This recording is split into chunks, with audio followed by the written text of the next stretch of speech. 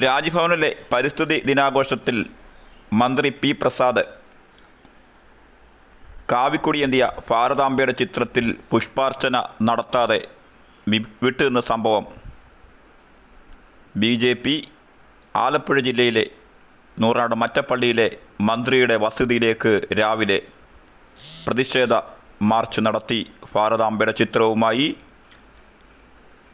പ്രതിഷേധം നടത്തി എത്തിയ പ്രവർത്തകരും സംഘടിച്ചെത്തിയ CPI പ്രവർത്തകരും തമ്മിൽ വാക്കേറ്റവും സംഘർഷവും ഉണ്ടായി. കൂടുതൽ പോലീസ് എത്തിയാണ് സ്ഥിതിഗതികൾ നിയന്ത്രിച്ചത്.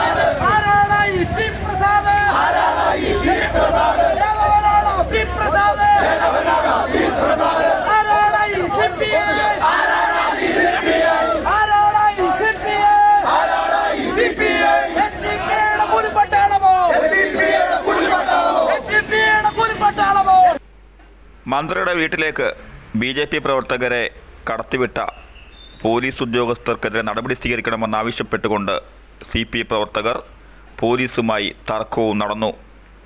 അടിയന്തരമായി ബന്ധപ്പെട്ടവർ ഇടപെട്ട് അന്വേഷിക്കണമെന്നും CPI ചാരുമൂട് മണ്ഡലം സെക്രട്ടറി M. മുഹമ്മദ് അലി ആവശ്യപ്പെട്ടു.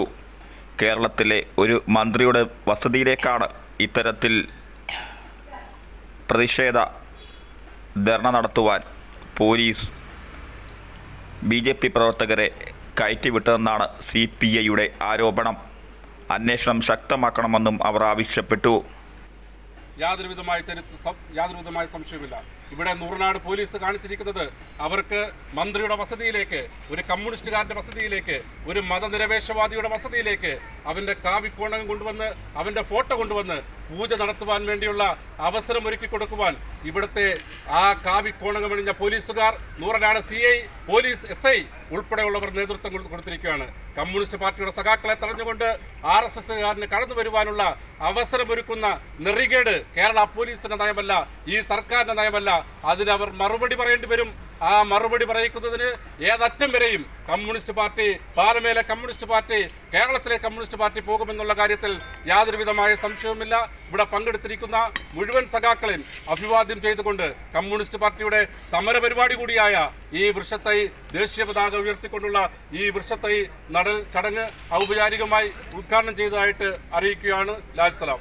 കമ്മിറ്റിയുടെ നേതൃത്വത്തിലാണ് ഭാരതാംബയുടെ ചിത്രത്തിൽ പുഷ്പം അർപ്പിച്ചുകൊണ്ടുള്ള ഒരു പുഷ്പാർച്ചന ചടങ്ങായി നടത്തുന്നത്. ഈ മണ്ണിൽ എവിടെയും ഭാരതാംബയെ പൂജിക്കുവാനുള്ള അവകാശം എന്നുള്ള ലക്ഷ്യം വെച്ചുകൊണ്ടാണ് ഇത് നടത്തുന്നത്.